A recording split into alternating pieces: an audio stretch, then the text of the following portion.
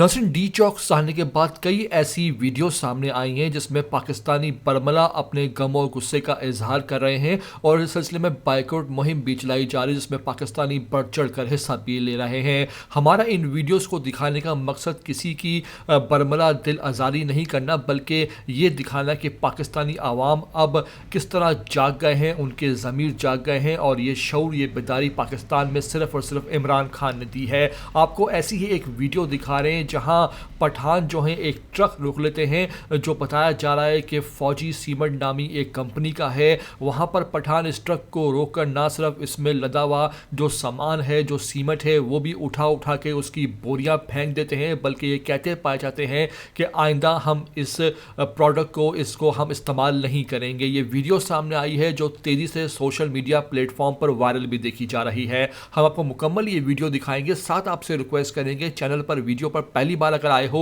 तो लाजमी से इसको सब्सक्राइब करो, लाइक करो, शेयर करो और कमेंट करके हमें अपनी कीमती राय से लाजमी आगाह भी किया करो।